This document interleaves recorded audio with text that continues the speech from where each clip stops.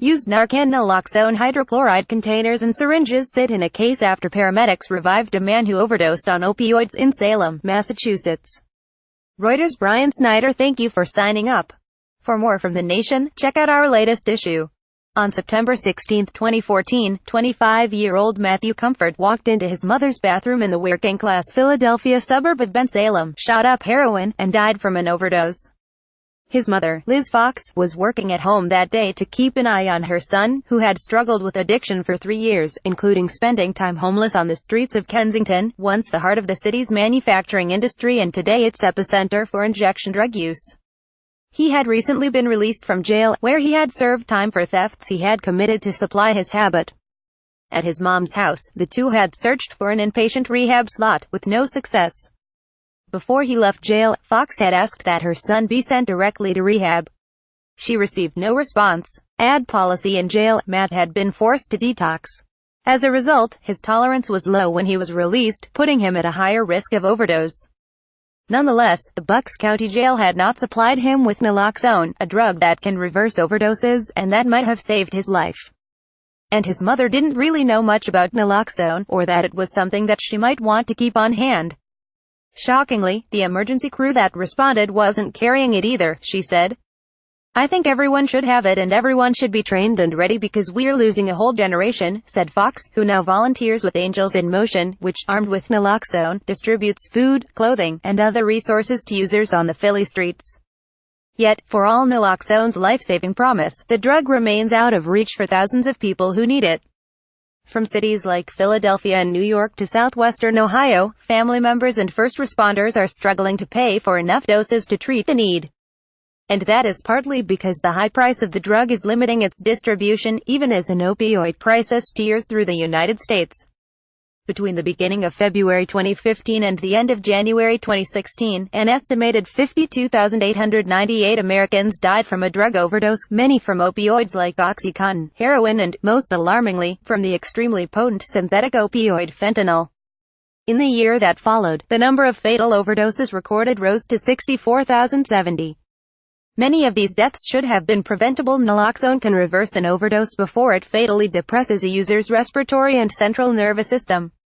But as overdose deaths spike and government moves to respond, companies have seized the opportunity to profit from the crisis by exploiting skyrocketing demand. Amphastar Pharmaceuticals, for instance, raised the average wholesale price of its naloxone, which can be injected or outfitted off-label with an atomizer for intranasal use, from $20.34 to $39.60, according to a December 2016 paper in the New England Journal of Medicine. The price of the popular Narcan nasal spray, manufactured by Adapt Pharma and approved in 2015, has not been raised, but it came on the market in 2015 at a high average wholesale price of $150. The largest price hike was for Evzio, an auto-injector device designed for easy use by laypersons. In 2014, a 2-dose package of Evzio, manufactured by Calo, cost $690. As of 2016, it cost $4,500. That's more than a 500% increase. Meanwhile, sales of naloxone have increased from $21.3 million in 2011 to $60.8 million in 2014 to $274.1 million in 2016, according to data provided by the healthcare analytics firm IQVIA. The price hikes have reverberated throughout the country, but have taken a particularly acute toll on state and local governments, which have made purchasing and distributing naloxone to first responders, nonprofit service providers, as well as community members, a top priority. As prices have climbed, squeezing already tight budgets, they have found it harder and harder to get sufficient numbers of naloxone kits to the front lines of the crisis. States and local governments are often the primary purchasers of naloxone, but skyrocketing prices are making it increasingly challenging for them to afford this life-saving overdose antidote, said Senator Bernie Sanders, who began sounding the alarm about naloxone profiteering as early as 2015, in a statement to the nation. "It is unconscionable that any company is willing to put people's lives at risk for a higher profit. Consider Philadelphia, where more than 900 people died from a drug overdose in 2016 and significantly more are expected to die this year. As of June, the death rate had jumped nearly 60% over the same period the previous year. in Philadelphia, explained Alicia Taylor, a spokesperson for the City of Philadelphia's Office of Health and Human Services, in an email. The high prices of naloxone have limited the number of doses that the local government and its partner organizations can purchase and distribute. And that, she said, has hurt our ability to treat overdoses and save lives. Indeed, the situation is such that the Tuttleman Foundation this year stepped in with a $50,000 grant to help supply naloxone kits to police officers. The donation was expected to allow the city to double the number of officers carrying the anti-overdose drug, from 1,560 to 3,000, or almost half the force. It is unconscionable that any company is willing to put people's lives at risk for a higher profit. Bernie Sanders, one person who could help bring naloxone prices back down to earth, or, at the very least, help states and cities to afford the higher prices, is Donald Trump. In October, Trump took a muzzled step in declaring the opioid crisis a public health emergency, a move that was more limited than declaring a national emergency and that experts say likely won't amount to much. To the dismay of advocates and Senate Democrats, he took no action to tackle the high price of naloxone, such as having the government directly negotiating with pharmaceutical companies. Trump did, however, promise really big, really great advertising to encourage people not to try drugs in the first place. At first blush, the naloxone price hikes are perplexing.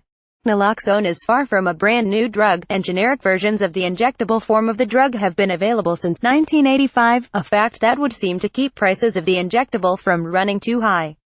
But while injectable versions of the drug are available in generic form, they don't have many manufacturers, explained Ravi Gupta, an internal medicine resident at Johns Hopkins Hospital and co-author of last year's New England Journal of Medicine NEJM report.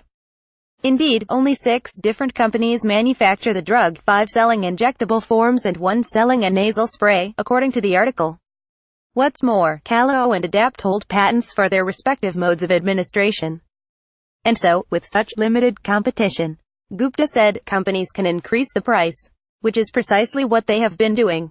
Elvis Rosado, Education and Community Outreach Coordinator at the Harm Reduction Group Prevention Point Philadelphia, said that he noticed prices rising just after Pennsylvania Governor Tom Wolf joined counterparts across the country to put a standing order in place for naloxone, meaning that anyone could buy it at pharmacies without a prescription. Soon after the standing order went into place, prices started to change, said Rosado, speculating on the timing of the price hikes. Once people became familiar with the fact that there was now easy access for anybody and everybody to be able to purchase it, somehow the prices started to skyrocket. Indeed, the NEJM article noted that, in 2016, Evzio's price jumped significantly and without explanation the month before. The Centers for Disease Control and Prevention released guidelines recommending that clinicians prescribe naloxone to patients taking opioids who have higher risk factors. Rosado said that if naloxone prices were lowered, more families could purchase the drug. It should be, he said, a basic product like a fire extinguisher in homes where someone uses opioids, including legally prescribed doses. We think we're going to have over 900 overdose-related deaths in Philadelphia County. 3 times the homicide rate. So it's huge, said Prevention Point Philadelphia Executive Director Jose Benitez. Clearly we're not getting enough Narcan out to those who are at highest risk. What would Prevention Point do if the price were cut in half? Simple, said Benitez, they would purchase twice as much. The same, effectively, goes for the city of Philadelphia where, in 2016, first responders administered roughly 5,000 doses of naloxone and spent at least $275,000 on purchasing various forms of the drug. We would like to be distributing and administering much more, said Taylor. We would like to know why the companies have such a huge markup for their prices. The situation is growing serious in rural parts of Pennsylvania, where the opioid crisis is hitting hard without anything resembling the public health and harm reduction infrastructure that's in place in large cities. Tioga County is sparsely populated and remote, just south of the New York border, with a county seat 2.5 hours by car from Harrisburg. Though the total number of reported overdose deaths in 2016, 6, don't remotely compare to those in more larger counties, the crisis is real. Lisa Appleby, a certified recovery specialist at Harbor Counseling, tries to distribute as much naloxone as she can to users and their families. But she is not close to meeting the need. The many opioid users she can't reach must go to the pharmacy, where they face stigma from pharmacists and high prices if they're paying out of pocket. They often don't go. Most people who are using heroin don't have insurance, said Appleby, a recovering user who said her own life was saved by naloxone. Appleby would purchase 200 kits right now if she could afford to.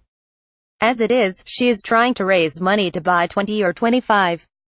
The kits that we gave out last year, they were used, she said, noting that she personally administered naloxone to 4 people. People's lives are being saved, and they're being changed.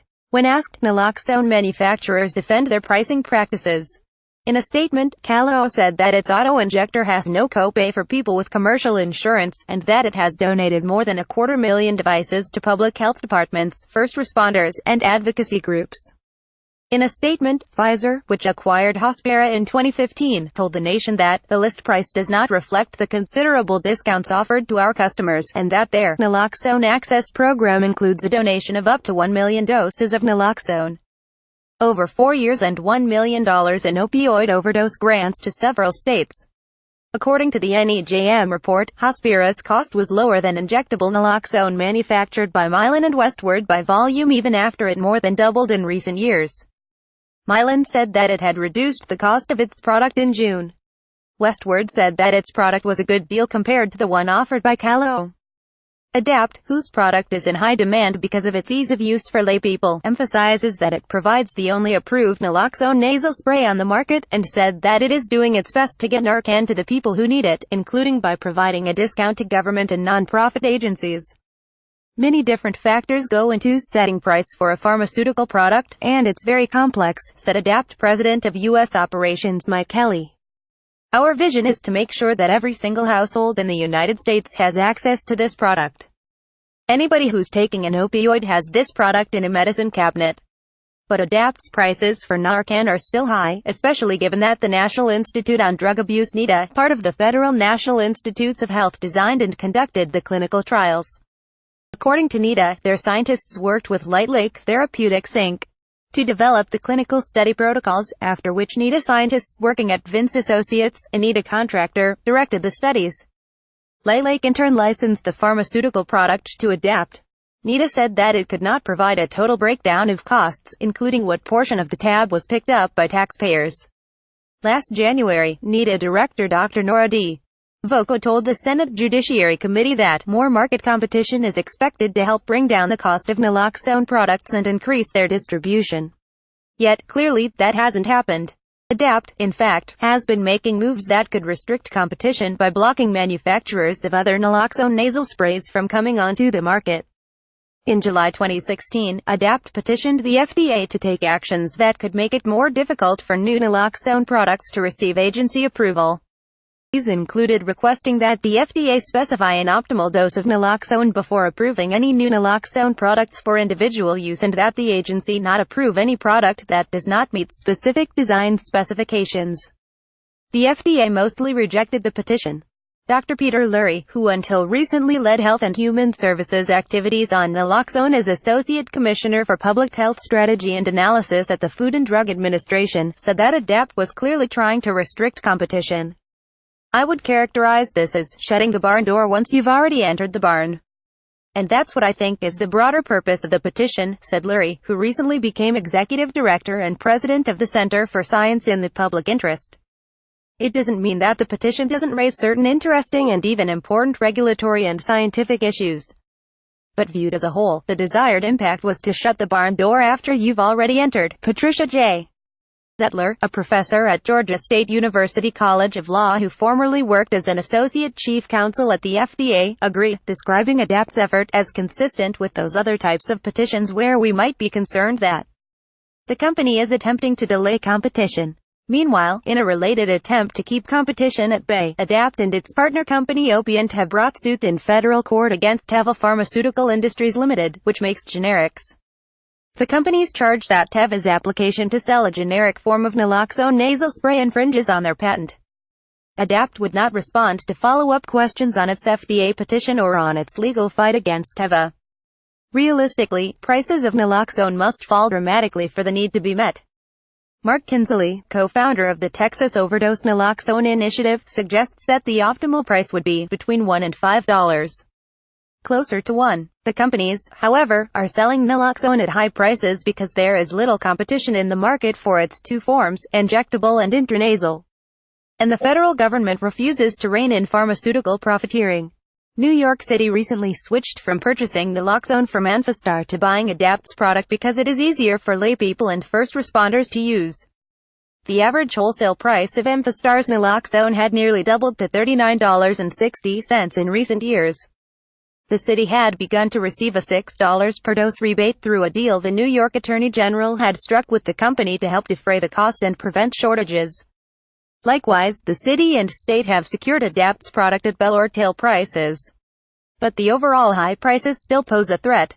When the price of naloxone goes up, that has the potential to limit access, said Dr. Hillary Coonans, Assistant Commissioner of Alcohol and Drug Use Prevention, Care, and Treatment at the New York City Department of Health and Mental Hygiene, in a statement to the nation. In August, New York Governor Andrew Cuomo announced a new program to subsidize co-payments for people purchasing naloxone with prescription health insurance coverage. That will likely save lives. But taxpayers will still be picking up the tab for high prices, just as high drug costs to insurance companies are passed along to consumers via premiums and deductibles. And even with discounts, bulk purchasers, such as local government agencies and nonprofits, will continue to struggle. We've sort of been on this roller coaster for the last couple of years, said Daniel Raymond, Deputy Director of Planning and Policy at the Harm Reduction Coalition. We've clearly heard from programs and health departments that the price increases have really stretched their budgets, but so far they haven't broken them. Worse yet, the gap between those who need naloxone and those who have it appears to be growing as more powerful opioids like fentanyl drive up overdose rates. The price spikes have received surprisingly little media scrutiny, given the widespread coverage of the opioid crisis and the viral outrage over drug company greed. From PharmaBro Martin Shkreli to Mylan's profiteering from EpiPens as mentioned above, Mylan also produces naloxone. That's likely because naloxone patients aren't as sympathetic as the children and parents buying EpiPens. They are opioid users. And despite the fact that the white face of the opioid crisis tends to elicit the sort of public and political empathy that was never offered to black crack users in the 1980s, drug use remains heavily stigmatized. Pharmaceutical companies defend these high prices in part by pointing to discounts they offer to nonprofits and government. Adapt, for example, sells naloxone to the Philadelphia suburb-based drug addiction overdose education at a discounted rate of $75 per kit, said founder Kathy Messina.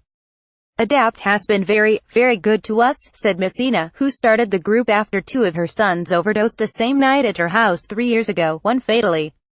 I think it's very generous. But the tiered pricing scheme is not about charity but rather a matter of selling to different consumers at the price point that will maximize profits and avoid negative publicity, said Ravi Gupta. In economics, it's called price discrimination, the same idea behind theaters offering discounts to senior citizens. I don't think that's cynical at all, said Gupta. That's just true. One way to lower naloxone prices is for government to take action against pharmaceutical profiteering across the board by directly negotiating lower prices directly with the companies. On February 8 of this year, 31 U.S. senators sent a letter to Kaleo Pharmaceuticals expressing concern that the company has responded to the increased need for naloxone devices by ratcheting up the price. More recently, Democratic senators have asked the Trump administration to allow the Department of Health and Human Services to negotiate reduced pricing for government purchases. The authors of the NEJM article suggest a number of possible solutions, including that the federal government buy naloxone in bulk to attract more companies into the market, contract with a manufacturer to produce Kaleo's product in exchange for royalty payments, and allow the importation of generics from international manufacturers. So far, as overdose deaths skyrocket, none of that has happened. Meanwhile, pharmaceutical companies continue to make a killing. I appreciate folks want something for less, said Kelly, Adapt president of U.S. operations. And we feel that our pricing structure allows us to maximize access.